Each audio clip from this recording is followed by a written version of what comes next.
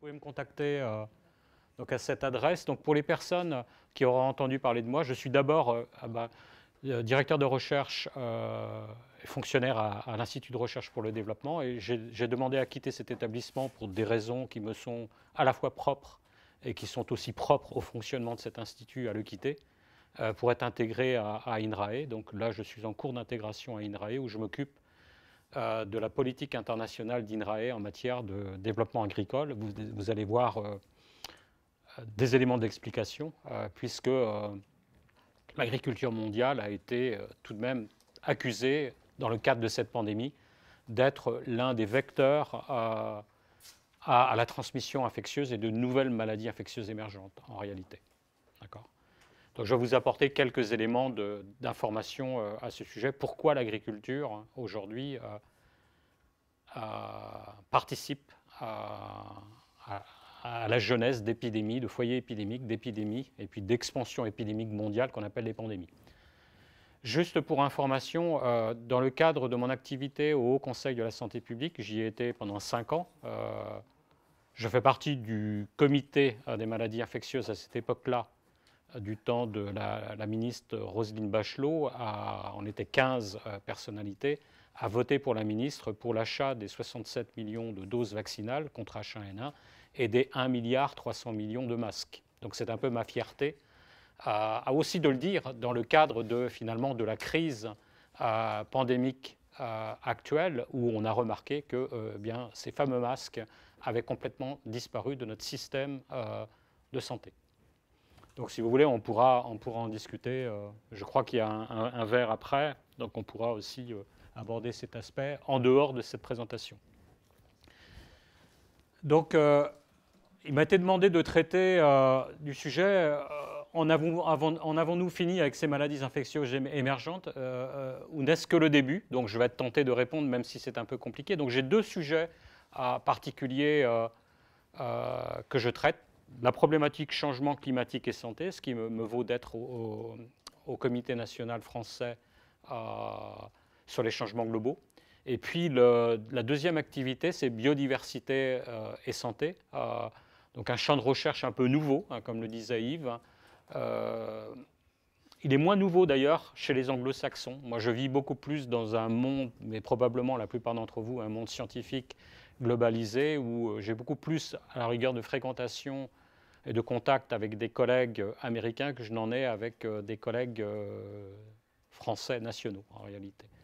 Et donc cette dimension de la recherche qu'on appelle, nous en France on l'a appelé écologie de la santé, en anglais américain c'est Ecology and Evolution of Infectious Disease, c'est très prégnant dans les universités, les institutions américaines depuis 20 ans, 30 ans. Il y a une grande école de pensée à ce sujet. Cette grande école de pensée vient d'ailleurs de l'université d'Oxford qui a disséminé avec ses étudiants un peu partout sur la planète. Donc voilà, donc, vous aurez remarqué qu'en France, on déteste les drapeaux, mais alors on adore les logos. Donc ce sont toutes les institutions actuelles d'appartenance, et puis, ou proches, comme l'Université de Montpellier où j'enseigne. Et puis ici, en bandeau, sur chaque côté, ce sont les 2 institutions qui ont financé ou qui financent encore actuellement mes travaux, dont un laboratoire d'excellence CEBA, hein, le directeur scientifique est basé ici, et Jérôme Schaff, peut-être que certains le connaissent, il est juste situé à Rangueil, donc juste à côté. Et puis un programme dont je suis l'investigateur principal, qui est un programme américain, nord-américain, de la National Science Foundation et des National Institute of Health. Autrement dit, j'en ai un peu marre de répondre à l'ANR pour discuter aussi de ça, d'avoir des félicitations à chaque fois, mais vous n'êtes pas financé. Et pour le même thème, le même sujet, ça passe tout de suite chez les anglo-saxons. Donc c'est assez curieux. Je vais commencer par quelques propos liminaires. Moi, il me semble important. Hein, voilà. Donc vous aurez bien compris que je vais très très peu parler de changement climatique, de climat, de météorologie. Je vais beaucoup axer la discussion autour de la problématique de ce qu'on appelle du modification de l'usage des sols, transformation des sols et puis développement de maladies infectieuses animales ou humaines en particulier. Donc, premier point, et à la lumière de cette pandémie qui est due donc, à un virus, on a eu beaucoup d'épidémies de virus ces 20 à 30 dernières années. Très curieusement, on meurt dans le monde actuellement beaucoup plus de maladies infectieuses d'origine bactérienne que virale. Ça, beaucoup de scientifiques, mais aussi beaucoup de médecins l'ont complètement oublié. Même si on observe plus de maladies infectieuses émergentes virales. Vous avez énormément d'individus, des centaines de milliers, voire des millions, qui meurent encore aujourd'hui dans les pays du Sud de maladies dites d'origine bactérienne et non pas virale, et en particulier produisant des diarrhées. Donc il y a un travers qui s'est installé aujourd'hui de penser que les maladies qui circulent aujourd'hui, dont celles qui sont émergentes, sont uniquement virales, alors que je vous dis dans le même temps que l'on meurt aujourd'hui sur la planète beaucoup plus de bactéries. Alors il y a une explication à ça, je vais éviter de faire des parenthèses parce que sur ces sujets on peut faire énormément de parenthèses et ne jamais les fermer dans le discours. La pandémie à SIDA due à 2 HIV, eh bien, dans les années 80, vous vous rappelez pour beaucoup d'entre vous cette période, eh bien, a entraîné quoi? A entraîné le fait que les virologues qui n'étaient absolument pas spécialistes du sida, du virus du sida qu'on découvre, il faut prendre des gens et leur demander de travailler sur ce virus qui vient d'émerger. Aujourd'hui, ils en sont au recrutement de la 2e, voire la 3e génération. C'est-à-dire, je vais être très clair, on regorge de virologues, aujourd'hui en France en particulier, beaucoup moins de bactériologistes. Donc si vous demandez en même temps dans une communauté médicale ou scientifique quelles sont les priorités, effectivement les virologues prononceront les leurs de manière beaucoup plus abondante et beaucoup plus intensive, mais c'est tout simplement un artefact dû à la taille d'échantillons de virologues qui sont beaucoup plus importants en termes d'effectifs aujourd'hui en France que de bactériologistes. Par exemple, sur la place montpelliéraine, on considère qu'il y a 10 à 12 virologues par rapport à 1 ou 2 bactériologistes. Donc il pose d'ailleurs un problème de fond. Est-ce que ce sont les chercheurs et la communauté des scientifiques qui doivent réguler finalement ces dynamiques de recrutement? Vous voyez le travers qu'une pandémie a pu exercer jusque sur nos communautés scientifiques et médicales. Deuxième point, on observe plus d'agents infectieux d'origine zoonotique. Alors c'est quoi d'origine zoonotique? C'est-à-dire qu'ils proviennent de l'animal et ils vont être responsables pour occasionner des cas de malades, voire déclarer des épidémies, voire pire, déclarer des pandémies. D'accord? Donc l'origine est animale et il passe à l'homme. Prenez le cas du virus de la rougeole humaine. Le virus de la rougeole humaine, les génotypes qui occasionnent la maladie de la rougeole humaine sont tout d'abord d'origine animale. Donc on parle de zoonose. Aujourd'hui, pour le virus responsable de la Covid-19, avec toutes les interrogations qu'il y a sur son origine, vous avez dû suivre la presse à ce sujet, on parle d'une maladie d'origine probable zoonotique ou d'origine animale.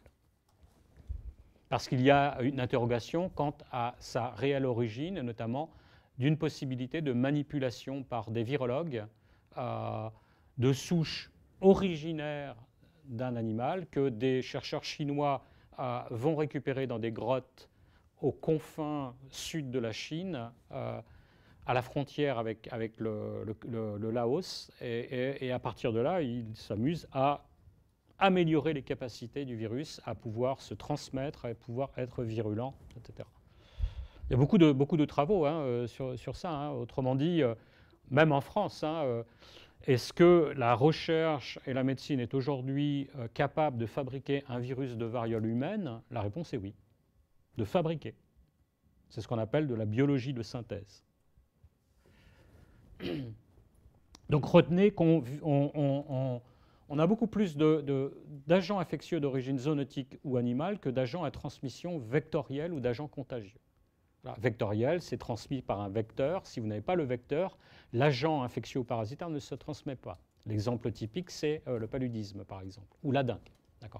le vecteur, l'insecte vecteur n'est pas présent, la maladie ne se transmet pas et donc elle ne peut pas produire d'épidémie ou de pandémie. Une épidémie, c'est quelque chose qui arrive et qui se déclare de manière régionale, subrégionale. Une pandémie, c'est quelque chose, autrement dit, c'est une épidémie qui prend une expansion mondiale. Deuxième catégorie de propos liminaires, nous sommes en tant que communauté scientifique, et je pense que dans vos domaines, ça l'est vrai aussi, parce que je connais bien le sujet changement climatique et santé, qui est une de mes secondes activités en recherche, traversée par une pensée disjonctive et réductrice unidimensionnelle. Je vais juste vous prendre un exemple. Aujourd'hui, on en revient beaucoup sur le thème changement climatique et maladies infectieuses. Dans les années 80 et 90, jusqu'au milieu des années 2000, les journaux Science, Nature et PNAS en particulier regorgeaient d'articles sur le thème changement climatique et maladies infectieuses en vous produisant des cartes rouges où tout était envahi par ces agents infectieux ou parasitaires, tout simplement parce que les gens produisaient des modèles uniquement sur la base, je vais en reparler ensuite, sur la base d'un seul déterminant qui est la température. Avec l'augmentation de la température, passons de 28 degrés à 32 degrés et voyons la réaction que ça peut avoir sur la transmission infectieuse ou sur la distribution du moustique qui va transmettre l'infection. D'accord ? Mais je peux vous assurer, à 44 degrés, la vie devient insupportable pour l'humain, mais elle est aussi insupportable pour l'agent infectieux. Autrement dit, vous augmentez la température, eh bien, le cycle parasitaire du parasite responsable du paludisme ne peut plus se réaliser.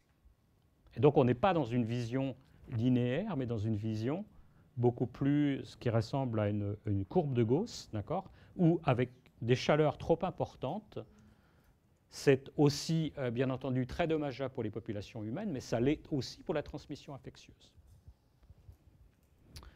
Donc, si la recherche a été unidirectionnelle, avec un manque de liens, de transversalité, notamment dans le thème changement climatique et santé, sur l'exemple que je vous donne, mais la littérature regorge. Ça veut dire quoi? Ça veut dire que toute la production scientifique sur le thème changement climatique et maladies infectieuses des années 80, 90 et 2000, publiées dans les plus grands journaux au monde, vous pouvez les mettre à la poubelle.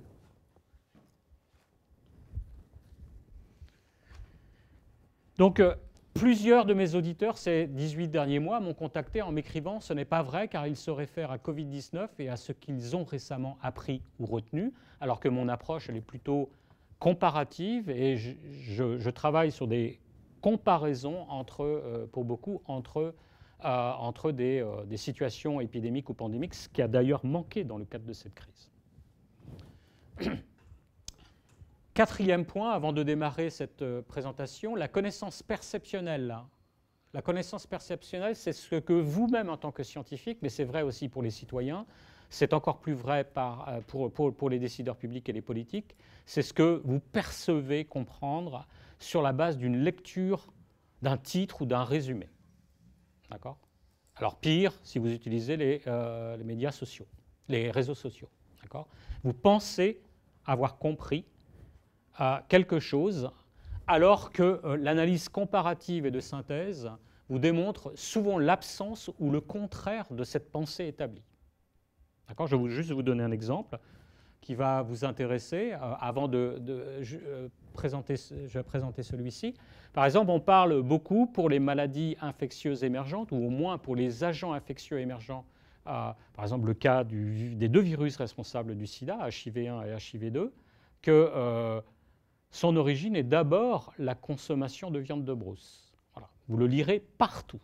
Je suis persuadé, on peut en faire le pari, que sous le mois, eh bien, il y a un journal en France qui vous proposera un article dans lequel il vous parlera d'une transmission infectieuse due à la consommation de viande de brousse. Eh bien, quand vous cherchez la littérature scientifique à ce sujet, vous trouvez extrêmement peu d'exemples. Extrêmement peu d'exemples qui le démontrent. Voilà. En revanche, tous les contacts avec des animaux, les contacts des fluides, alors qu'est-ce qu'on appelle les fluides organiques, c'est-à-dire les fécès, l'urine, la bave, la salive, ou alors l'animal chassé qui mord, qui griffe un individu, voilà les voies de transmission réelles d'une infection virale ou bactérienne. D'accord ? J'avais fait le point l'année dernière dans un article pour Jeune Afrique à ce sujet, parce qu'on dit tellement de choses sur ce sujet et que les médias se saisissent aussi de cette information. Deuxième sujet qui va probablement vous intéresser beaucoup plus, mais je l'ai déjà effleuré dans mes premiers propos, c'est celui du changement climatique et de son effet et de ses conséquences sur la transmission infectieuse d'agents infectieux ou parasitaires à transmission vectorielle. Vous vous rappelez, ces agents infectieux ou parasitaires ont besoin d'un vecteur, un insecte. Hein. Je ne sais pas si vous avez ici le moustique tigre. Voilà. Vous avez donc cet insecte vecteur qui n'arrête pas de nous piquer. Eh bien, cet insecte peut être considéré comme un vecteur pour un certain nombre de virus, dont celui de la dengue en particulier, du chikungunya ou du Zika. Voilà. Dans cette étude qui a été publiée en avril 2019, ils vous font ce qu'on appelle une méta-analyse, qui est une analyse de synthèse de la bibliographie produite sur le thème « Changement climatique et maladies infectieuses à transmission vectorielle ». Et ils cherchent à répondre à la question, mais qu'en sait-on en réalité? Eh bien, regardez uniquement ici où c'est indiqué global, 54% des études sur environ un peu moins de 300 études qu'ils ont retenues dans leur analyse, eh bien, 54% démontrent bien un effet du changement climatique sur la transmission infectieuse d'un certain nombre d'agents infectieux et parasitaires à transmission vectorielle. Mais 56% d'entre eux démontrent soit l'absence d'effet, soit le contraire.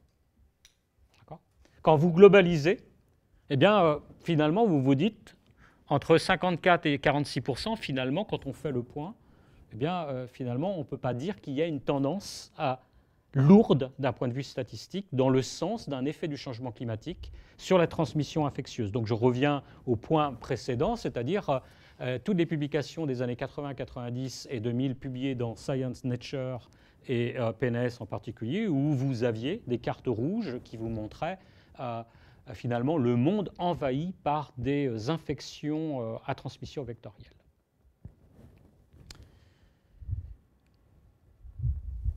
Ce qu'il y a de plus intéressant dans cette méta-analyse, c'est que plus de 97% des études incluent l'effet de la température, on en a déjà discuté, 78% les précipitations, 22% l'humidité, mais extrêmement peu confrontent des variables climatologiques avec des variables sociologiques, démographiques, économiques, etc.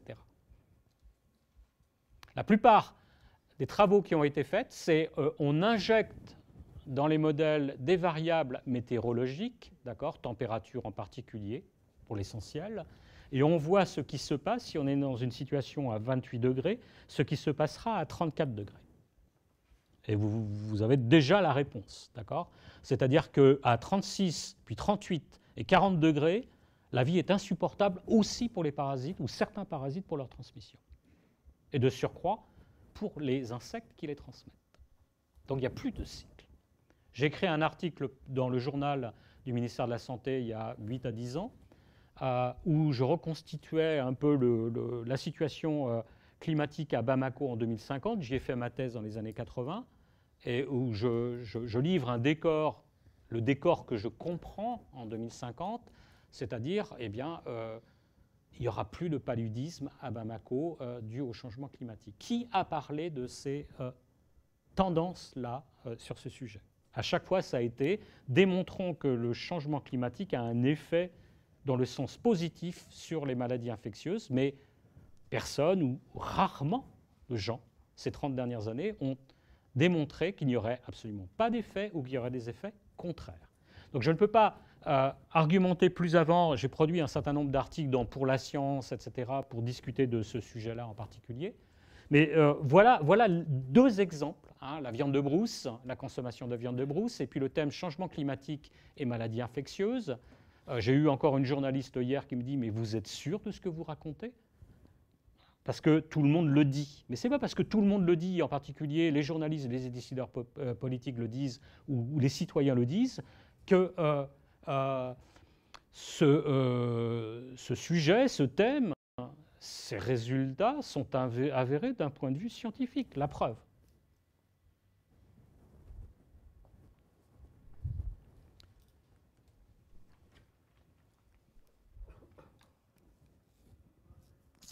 Il y a un temps certain d'inertie. Est-ce que vous pouvez... Voilà. Alors, quelques statistiques effets simples.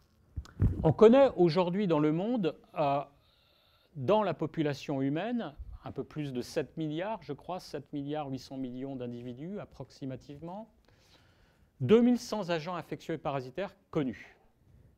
D'accord ? 2100. Alors vous allez dire, c'est quand même assez considérable finalement, donc responsable pour causer des maladies ou des infections humaines ou des parasitoses, pour environ 44 vaccins dont nous disposons.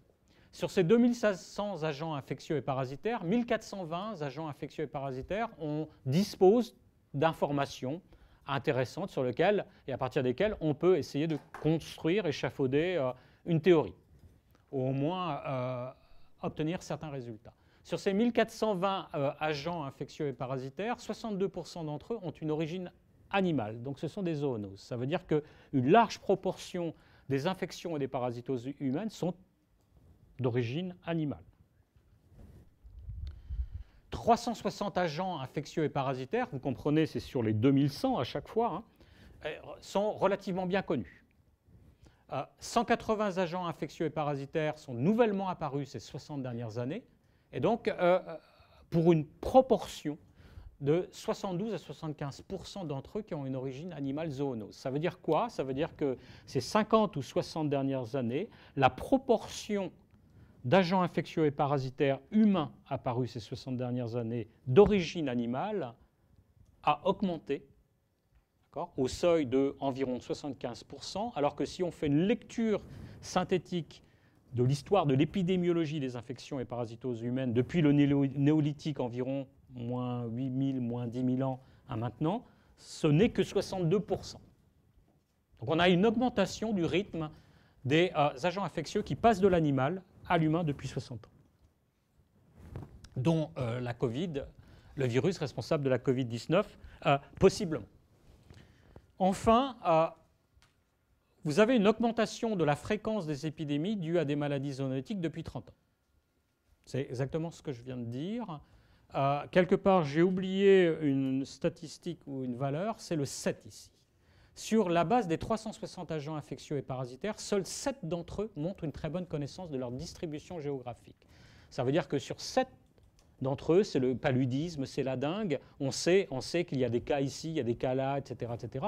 Et on est capable de construire une géographie de ces infections. Mais pour le reste, on ne sait pas grand-chose. Premier point, la raison est tout simplement que la médecine a sacrifié certaines disciplines, dont une discipline qu'on appelait la géographie de la santé. Ça, c'est le premier point.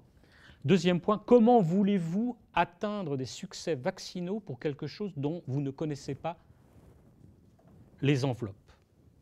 Totalement impossible. Vous allez vacciner ici, d'accord? C'est ce qui se pratique d'ailleurs avec la Covid. Et puis, vous allez toujours avoir des zones de recolonisation à partir des zones où vous ne vaccinerez pas, parce que l'agent, lui, circule. D'accord? Et vous allez arriver. Voilà. Alors, le plan que je vais suivre, c'est quelques propos liminaires. Bon, vous avez compris, je viens de les passer. Quelle diversité en microbes sur Terre? Le rôle fonctionnel des micro-organismes dans les écosystèmes, les raisons de l'émergence infectieuse et quel futur?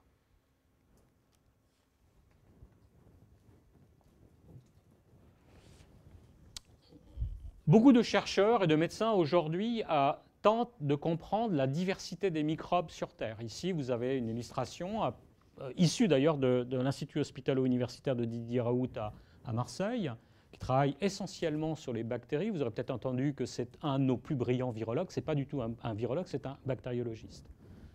Et donc, du coup, vous voyez ici en mauve, voilà, c'est la description de nouvelles bactéries des intestins d'individus humains par cette équipe marseillaise. Et donc, à eux seuls, parce que c'est leur sujet, ils doublent la quantité de nouveaux microbes du groupe des bactéries de l'intestin humain par rapport à tout ce que l'on connaissait au préalable. tout simplement parce qu'ils sont énormément de personnes à travailler dessus, et donc ils ne font que ça, que décrire des bactéries en quelque sorte. Et donc ils découvrent des bactéries. Mais une bactérie peut être pathogène ou non. Et donc il y a une tendance aujourd'hui qu'on appelle l'infectiologie exploratoire, qui est finalement en quelque sorte une zoologie moderne, avec les appareils que l'on utilise, la technique qu'on utilise en biologie moléculaire, de décrire des nouveaux taxons. C'est la même tendance pour les virus. C'est la même tendance pour les champignons parasites, à une explosion dans la description des microbes présents sur Terre ou dans certains des organes de l'animal, des plantes, mais aussi de l'humain, avec cet exemple-là. Vous avez là une illustration qu'on appelle un arbre phylogénétique, où justement vous avez ici tout en violet, ici violet, mauve, là, justement les nouveaux groupes bactériens décrits par ces chercheurs de l'Institut hospitalo-universitaire de Marseille. Donc on est aujourd'hui dans une phase de moi ce que j'appelle de l'infectiologie exploratoire, qui est hyper descriptive, à essayer de tenter de décrire la diversité des micro-organismes sur Terre, dont certains pourraient se révéler, mais encore faut-il le démontrer, des futurs pathogènes de l'humain. On pense aujourd'hui que des virus présents sur Terre, vous en avez environ 1,5 million d'espèces de virus, dont 700 000 pourraient être pathogènes de l'humain, comme celui de la Covid-19 par exemple. Voilà. Il y a des chercheurs qui s'amusent à faire ces petits calculs.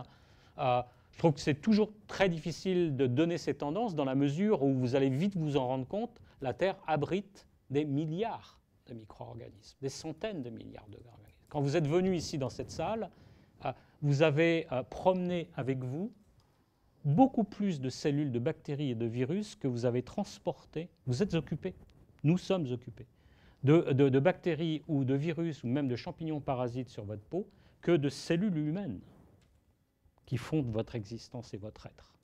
D'accord ? Donc voilà, quelques articles pour aller rapidement. Et maintenant, je vais passer à ce qu'on appelle le rôle fonctionnel des micro-organismes dans les écosystèmes. Eh bien, ces micro-organismes, que font-ils? Alors, de grâce à éviter, j'espère à partir de maintenant, pour les personnes qui ne sont pas averties de ces sujets, de faire un lien trop direct entre ce qu'est un agent pathogène et un micro-organisme. D'accord ? Nous avions un microbiologiste qui a été prix Nobel, qui s'appelait Charles Nichols, dans les années 1920, qui avait l'habitude de dire un agent pathogène, ce peut être le virus de la rougeole, ce peut être la bactérie responsable pour causer la coqueluche, ce peut être ce virus de la Covid-19 ou d'autres, eh bien, il devient pathogène non pas par nécessité, parce que c'est son être d'être pathogène, d'accord ? Il naît agresseur, et donc il a besoin d'agresser quelqu'un en quelque sorte. Il ne naît pas pathogène par nécessité, mais un micro-organisme, un microbe que vous rencontrez peut devenir pathogène par circonstance. Et la plupart du temps, les circonstances dont il va bénéficier, ce sont celles que nous allons, en tant que population humaine et civilisation, lui ou leur proposer. Donc des collègues américains de l'université de Santa Barbara, travaillant un peu sur des sujets un peu parallèles, mais s'intéressant essentiellement à ce qu'on appelle des parasites. Vous en avez ici, là, on en voit des points blancs ici, donc ce sont des mollusques, voilà. Se sont amusés à tenter de comprendre quelle pouvait être la part des microbes, donc ici ce sont des parasites, donc des choses qu'on peut voir au microscope, parce que c'est beaucoup plus facile aussi à trier, d'accord, vous avez compris, dans un certain nombre de systèmes lagunaires sur les côtes côte pacifique entre Santa Barbara et Los Angeles. Donc, qu'est-ce qu'ils ont fait? Ils ont récupéré dans ces différents écosystèmes lagunaires, côtiers donc, de Californie, un ensemble d'êtres, donc de la biodiversité. Ce peut être des crabes, vous voyez, ce peut être des vers, ce peut être des mollusques, ce peut être même aussi des oiseaux, des poissons, des serpents, etc. Mais ils ont aussi considéré finalement la part qui pouvait être présente en termes de parasites. Vous avez ici une illustration, ici, vous voyez dans l'intestin de ce ver qu'on a extrait de sa coquille. Ici, vous voyez des points blancs, et bien, ce sont des larves de trématodes. Donc, ils se sont intéressés, comme je vous l'ai dit, à essayer de décrire cette diversité biologique qu'on appelle de la macro-diversité biologique, celle que vous voyez et que vous admirez, mais aussi celle que des gens comme moi, ça ne passe pas. Voilà, d'autres types de diversité que voilà, vous voyez le genre de travail qui peut être effectué, à essayer de décrire la partie dans ces écosystèmes composée des parasites, c'est-à-dire des choses qui nécessitent un hôte pour pouvoir vivre, qui vous occupent. L'exemple le plus concret, ce sont les fameux vers, les oxyures chez les enfants, ou alors le ténia, le ver solitaire que l'on peut encore contracter dans certaines régions, mais que l'on contractait, vous connaissez tous et toute cette histoire, en mangeant de la viande de porc en particulier, pas suffisamment cuite. D'accord ? Donc ce sont des parasites qui peuvent faire 7 mètres ou 8 mètres de long, occupant votre intestin. Je peux vous assurer, pour l'avoir eu et l'avoir attrapé en Afrique, c'est-à-dire que vous mangez pour vous-même, mais vous alimentez surtout le ver qui est en vous. Eh bien, ce qu'ils ont fait, ils ont mesuré la biomasse, d'accord, présente chez, ici, illustré 3 types d'écosystèmes. On va beaucoup parler de celui de Carpinteria. Carpinteria doit être en pourpre, d'accord, donc marais côtier. Et donc, ils ont mesuré la biomasse en êtres composant la diversité biologique visible. Donc, pour moi, c'est ce qu'on appelle des hôtes, d'accord.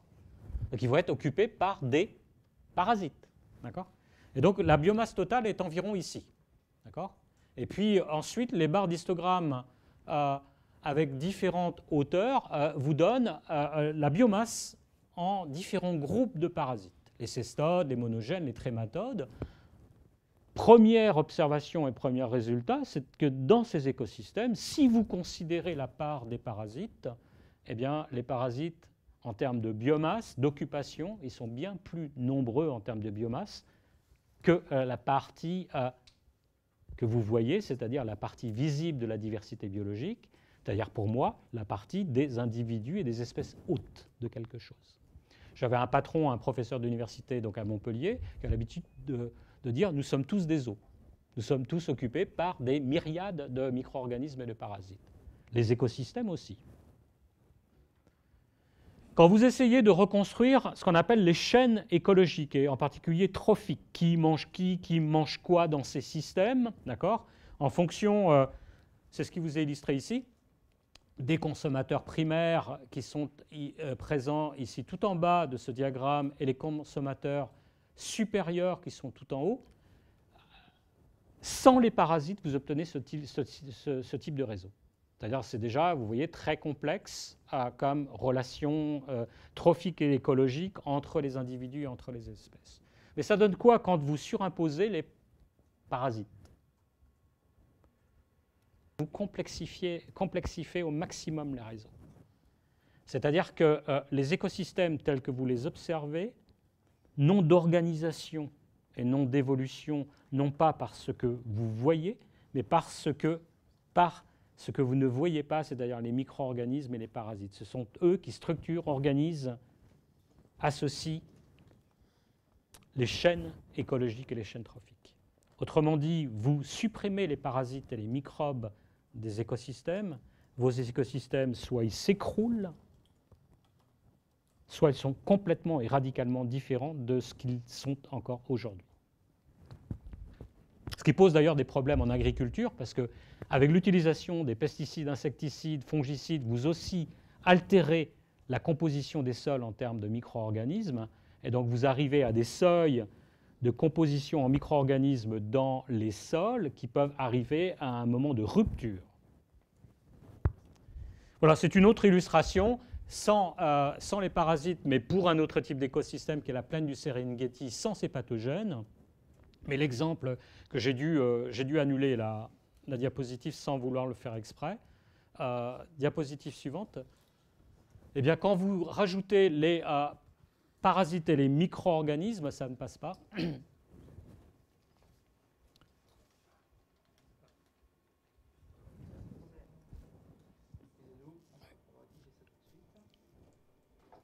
Eh bien, vous complexifiez les systèmes.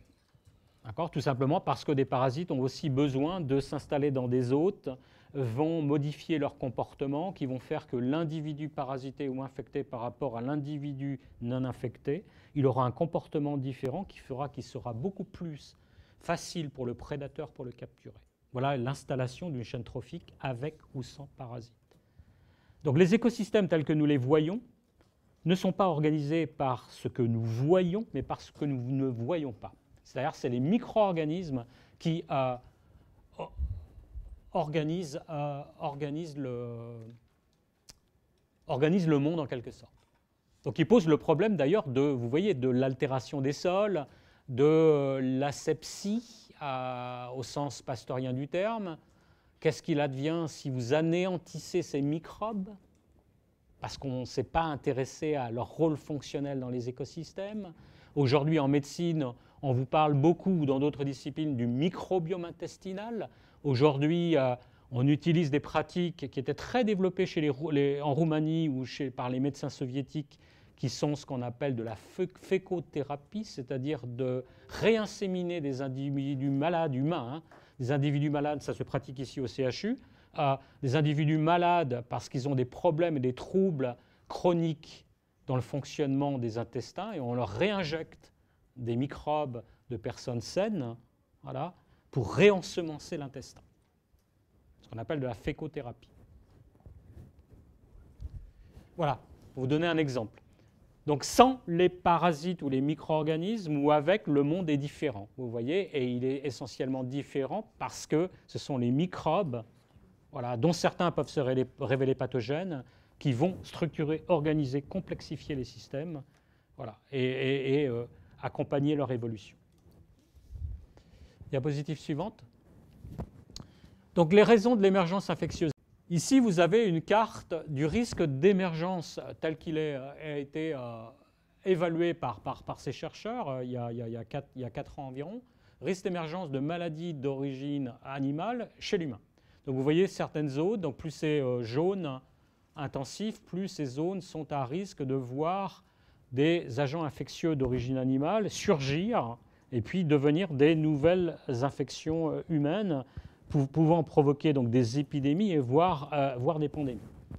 Donc vous voyez en particulier l'Asie du Sud-Est, l'Afrique de l'Ouest, mais je n'ai pas trop détaillé cette diapositive, tout simplement parce que les chercheurs ici ne travaillent que sur des facteurs qui sont des facteurs d'aléa, d'accord, mais ne s'intéressent absolument pas à d'autres facteurs essentiels en infectiologie, en épidémiologie, en santé publique, qui sont les facteurs d'exposition et de vulnérabilité. Donc ici, vous n'avez pas des cartes de risque, mais des cartes d'aléa, qui sont basées sur 3 ou 4 paramètres en particulier, qui est que les régions de forêt tropicale, parce qu'elles abritent une diversité biologique que vous observez visuelle en macro-organismes, eh bien ces macro-organismes, chacun d'entre eux, abrite des micro-organismes.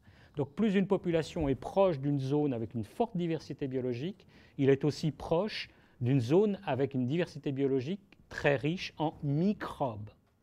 Premier point. Ensuite, ce sont essentiellement les mammifères qui y contribuent. Voilà. Nous sommes des mammifères.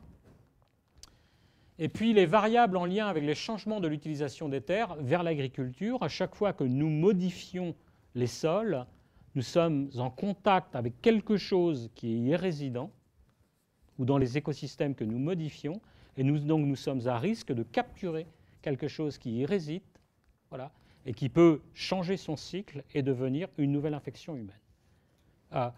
La bactérie responsable des coqueluches humaines, des coqueluches animales, c'est à l'origine une bactérie, et toute l'infectiologie mondiale l'a oublié, c'est d'abord une bactérie qui est une bactérie de la rhizosphère de certaines plantes, et en particulier les poacées, ça veut dire le groupe des graminées en particulier. Voilà. Et on sait aujourd'hui que ce type de bactérie, elle est aussi très présente dans les zones de tourbière. Je vais vous montrer des exemples à suivre. Donc, avec l'utilisation de la tourbe pour sa consommation, pour la brûler, l'homme a été mis en contact, lors de ce processus-là, de cette pratique, en contact avec un microbe naturel, qui ensuite est devenu responsable pour occasionner des maladies animales ou des maladies humaines. Vous vous rappelez ce que disait Charles Nicholl, un agent microbien ne devient pas pathogène par nécessité, il le devient par circonstance. Donc sur cette carte, qui n'est pas très limpide, enfin claire, pardon, vous avez ici un certain nombre de diagrammes. Ici, c'est pour globalement, et ici, c'est par région. Donc, tout ce qui a vert vous indique, vert et à tendance aussi jaune, vous indique que les déterminants principaux de l'émergence de nouvelles infections observées ces 60 dernières années sont essentiellement dus à la modification des sols, notamment dans les zones intertropicales, mais pas uniquement, et le développement de l'agriculture et de l'élevage. Si vous prenez l'exemple, par exemple, du Brésil, ici, vous voyez que c'est pour beaucoup, voilà, le petit diagramme, il est beaucoup vert, tout simplement. C'est essentiellement dû au processus de déforestation qui expose des individus qui déforestent, des individus qui développent l'agriculture ou des individus qui développent l'élevage, qui sont mis en contact avec des microbes résidents de ces forêts primaires néotropicales. Je reviens de Guyane d'une mission de 4 semaines en forêt profonde, et c'est exactement ce sur quoi je suis en train de travailler actuellement.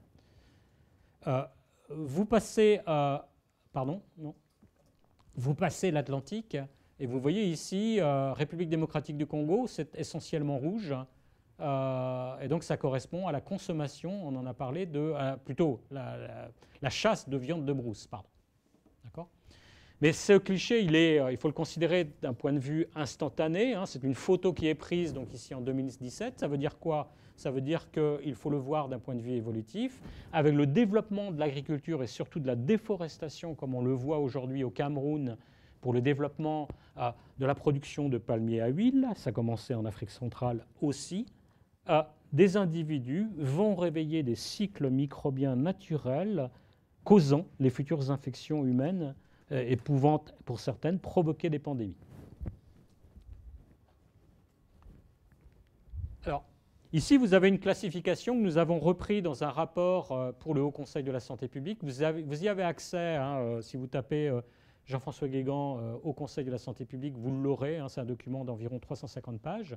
Et donc, vous voyez, si vous classez les principaux déterminants à l'œuvre pour, je dirais, entre guillemets, fabriquer les nouvelles infections humaines, et que vous les rangez par ordre de priorité. Vous vous rendez compte que le changement climatique est le dernier d'entre eux.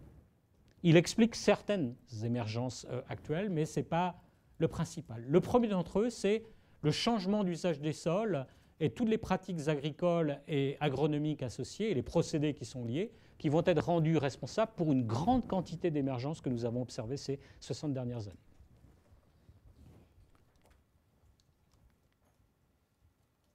Alors voilà comment ça se passe.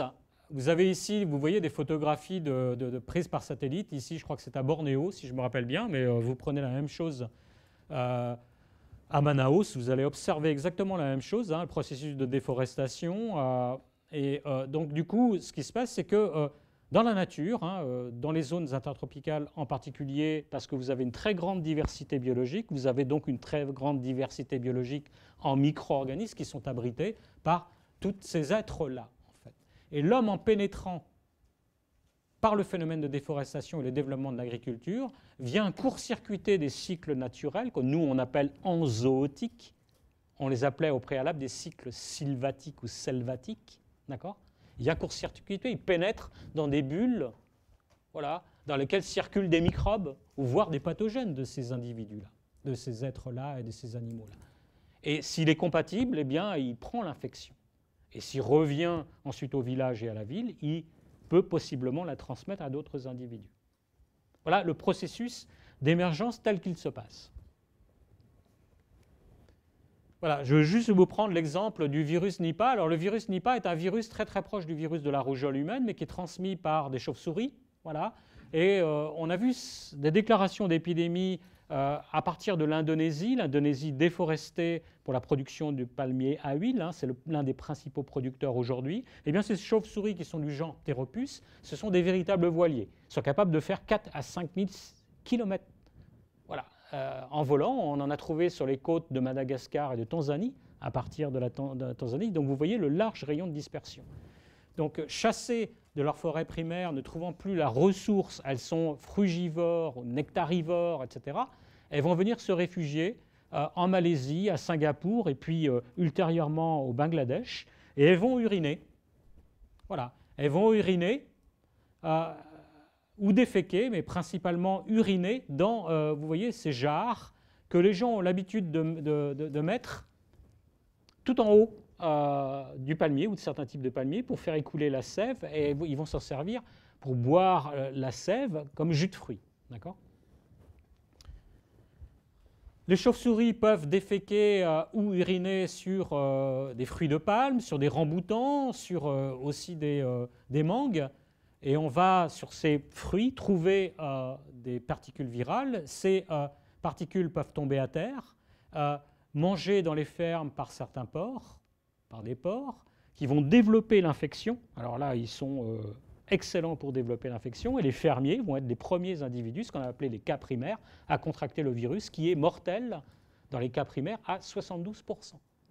Donc j'ai l'habitude de dire que vous voyez que le virus responsable de la Covid, bien entendu, c'est très malheureux pour les familles et pour les personnes qui en ont été atteintes et qui en sont morts, mais des virus et des bactéries hyper virulentes, je peux vous promettre, vous en avez énormément sur Terre, dont celui-là. Alors je pense que j'ai laissé, vous voyez les pots, voilà, on fait une petite saignée pour récupérer la sève, pour en produire un jus qu'on va mettre en boîte. On va commencer un procédé industriel en quelque sorte. Hein. Vous voyez la chauve-souris ici, vous voyez le tronc, la palme avec les sous-feuilles de la palme ici. Vous voyez la chauve-souris là, d'accord ? Ici. Là, ici c'est son œil, sa tête, voilà. Et puis vous la voyez à proximité du pot dans lequel, donc évidemment, on a trouvé des carcasses de chauve-souris, on a trouvé des virus à l'intérieur.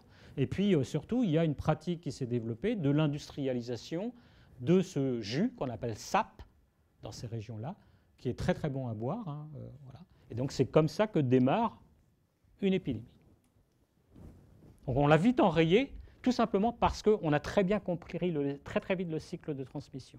On ne s'est pas intéressé qu'au virus chez les humains. On a essayé de travailler sur ce qu'on appelle sa naturalité, son origine, ce qu'on oublie considérablement de faire, en général en France, tellement on est dominé par une pensée médicale. Voici un autre exemple, hein, qui est ce sur quoi je travaille actuellement, qui est une mycobactérie qui va créer ce type d'inflammation, hein, d'ulcère, qui vous brûle l'épiderme et le derme.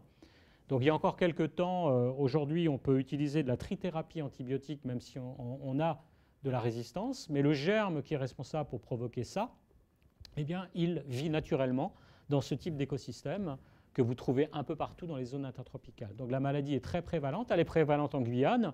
Donc je vous racontais que je revenais de 4 semaines de mission en Guyane, où nous sommes allés la chercher, cette mycobactérie, dans les forêts les plus profondes de Guyane, parce qu'elle y est résidente. Et avec le phénomène de déforestation, vous réveillez quelque chose qui est là, qui n'a jamais demandé à être votre agent pathogène.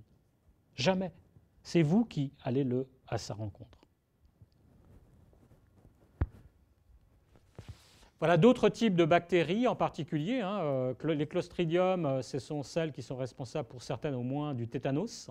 Les mycobactéries responsables de la tuberculose, de la lèpre, de l'infection que je viens de vous montrer.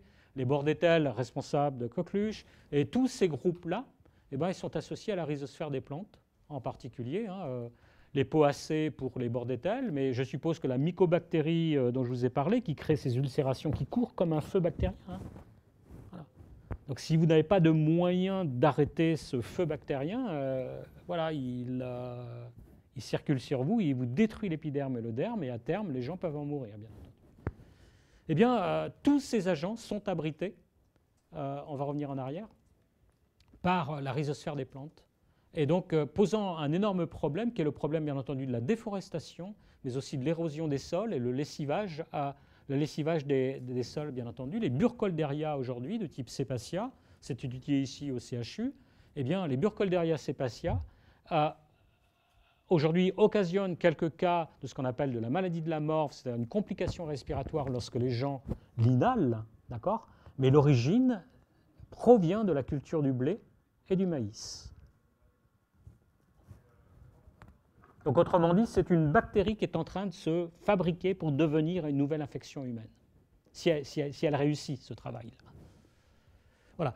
Donc, je vous ai présenté une carte au préalable, mais qui ne traitait que d'aléas, si vous voulez, aléas à la transmission dite zoonotique à partir de l'animal. Ici, je vous propose, dans un article que nous avons publié l'année dernière en Environmental Research Letters, une carte qui est véritablement une carte du risque, parce que nous travaillons ici pour présenter et développer cette cartographie, non seulement les aléas qui vont être responsables, effectivement, si vous avez une diversité riche en mammifères, si vous avez une diversité riche de surcroît en primates, en rongeurs, en oiseaux, parce que ce sont les principaux groupes qui nous donnent des infections, mais que des personnes sont exposées à travers la pratique de déforestation, parce qu'elles nécessitent d'aller déforester pour la constitution d'une agriculture sur brûlis, parce qu'elles n'ont rien d'autre à manger que d'aller chasser de la viande de brousse, et que de surcroît, ces populations sont vulnérables parce qu'elles ne vivent qu'avec $1 par jour, d'accord ?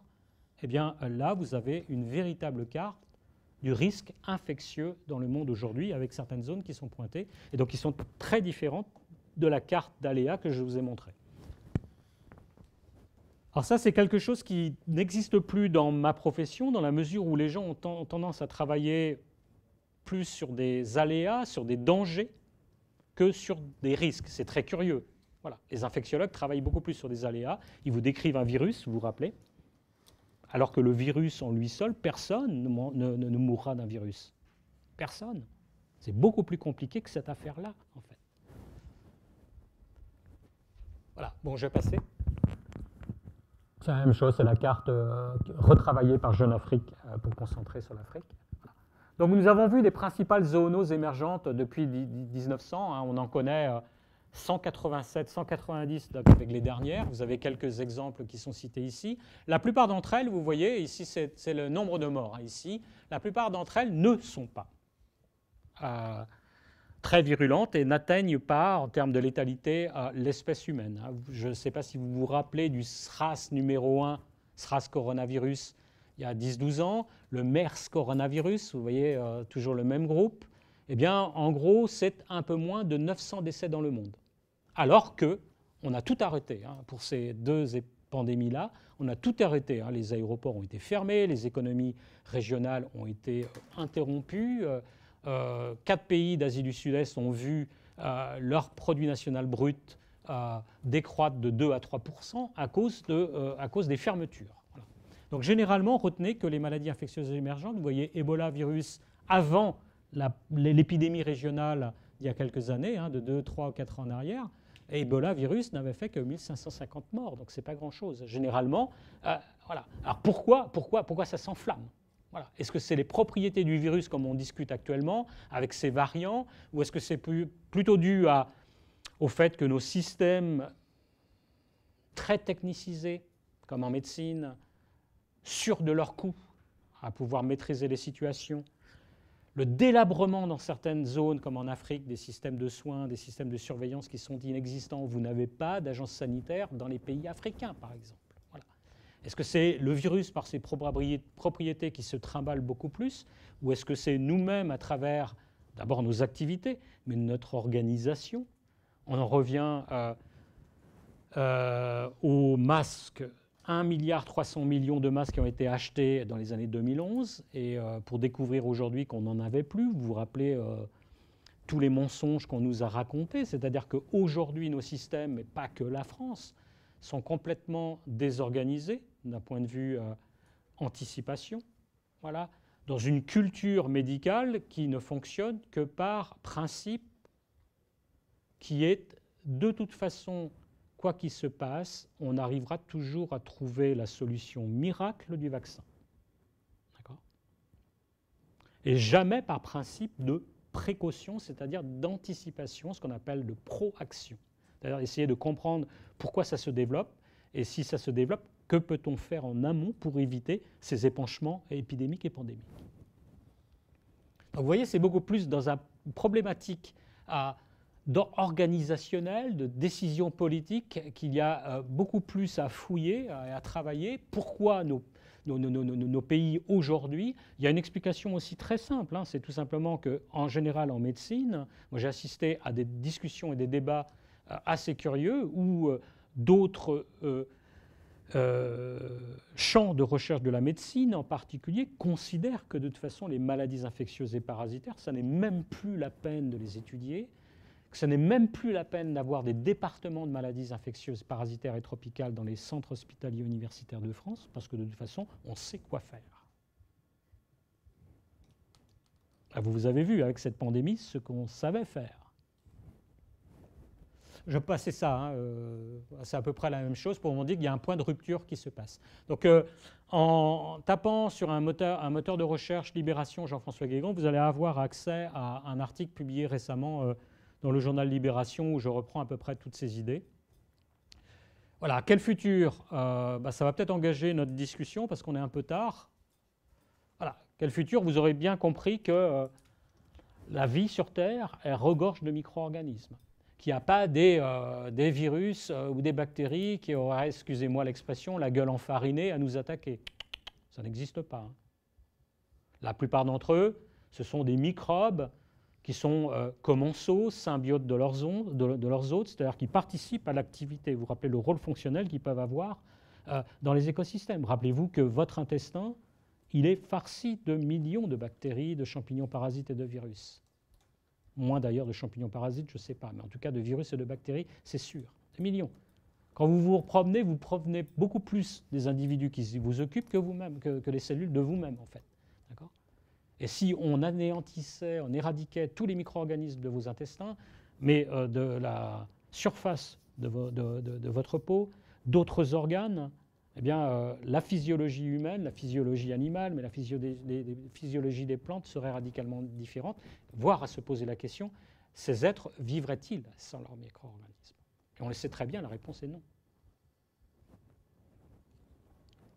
Et donc, du coup, voilà, ce sont par nos pratiques, les développements en particulier de notre agriculture, de notre élevage, la mise en contact avec des choses que l'on réveille à partir des zones, notamment de forêts primaires, que l'on vient réveiller voilà, par nos actions, qui font que des monstres, finalement, surgissent comme de nulle part, en fait. Mais ils ne surgissent pas comme de nulle part, ils existent naturellement, voilà, sous forme de micro-organismes. Donc ici, pour terminer, vous voyez Bangkok. Et ça va être la dernière, je ne vais pas aller plus loin. Je ne me rappelle plus d'ailleurs si j'en ai encore beaucoup. Après, s'il vous plaît, parce que je n'arrive pas à passer. Avant. Voilà, celle-ci. Voilà, Bangkok, avec une image, des images satelitales de la région de Bangkok, hein, ici, en Thaïlande.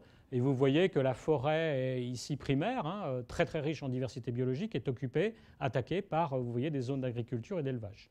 Ici, sur ce diagramme, vous avez la distance par rapport à Bangkok. Nous sommes à Bangkok ici, et ici, on s'en éloigne. Et là, vous avez la densité en population humaine, mais aussi animale. Donc effectivement, en noir, c'est la population humaine qui décroît au fur et à mesure que vous éloignez du centre de Bangkok. Mais plus vous éloignez du centre de Bangkok, plus vous vous rapprochez d'autre chose. D'ailleurs, vous vous reprochez à Bangkok, Manaus, c'est exactement la même chose. Énormément de villes aujourd'hui, dans ce qu'on appelle les zones périurbaines, de développement de l'élevage plus ou moins intensif, comme ici, c'est très intensif, de poulets, de canards, de porcs, comme illustré ici. Parce qu'il faut bien nourrir la population du centre des villes. Donc dans les zones périurbaines, on a développé l'agriculture et les élevages. Dans ces zones où ces zones périurbaines jouxtent la diversité biologique, et dont la diversité en microbes. Donc vous réalisez des ponts, vous êtes en train de construire des écosystèmes organisés par l'homme, dans lesquels vous donnez la possibilité de passage de micro-organismes issus des forêts tropicales, voilà, de trouver des eaux de relais dans les systèmes d'agriculture et d'élevage, pour ensuite pouvoir passer au centre des villes, c'est-à-dire nous atteindre en réalité. Voilà l'un des grands défis, donc je vais passer tout ça, voilà, parce qu'on en parle beaucoup moins, on a beaucoup parlé des animaux réservoirs, mais le sol et la rhizosphère des plantes est un énorme réservoir à infection, et on l'oublie, on appelle ça non pas des zoonoses, mais des sapronoses. Donc je vais passer ça, je suis désolé. Donc voilà, consommation et commerce de faune sauvage, hein, vous aurez aussi compris que le trafic de faune sauvage ici, avec l'exemple du pangolin, qui nous a préoccupés avec le virus de la Covid-19, c'est l'espèce aujourd'hui la plus utilisée, hein, pour un commerce illicite. Et notamment, on s'aperçoit aujourd'hui qu'il est très utilisé par les Chinois en Afrique pour l'exporter sur le marché du sud-est asiatique et en Chine en particulier. C'est un énorme problème, hein, et qui pose aussi des problèmes de développement durable, c'est-à-dire interdire le commerce de ces espèces, mais il faut bien dans le même temps que ces populations en vivent et s'en nourrissent. À chaque fois qu'il y a dans le monde ces pratiques de chasse, de viande de brousse, puis ensuite d'un commerce qui s'installe, comme ici avec le pangolin, eh bien ces populations qui pratiquent cette chasse sont toujours des populations extrêmement pauvres et vulnérables. Donc vous ne pouvez pas interdire ces commerces et ne pas proposer de solutions à ces populations qui vivent de ça en réalité. Ensuite, ce qui se passe, c'est l'organisation d'un commerce illégal, comme avec celui du pangolin, dont on a soupçonné être l'un des acteurs à la transmission du virus à Covid-19. Donc je pense que je vais arrêter là pour essayer de... Voilà. Donc en guise de conclusion, je ne vais pas le refaire parce que c'est exactement la même chose. Voilà,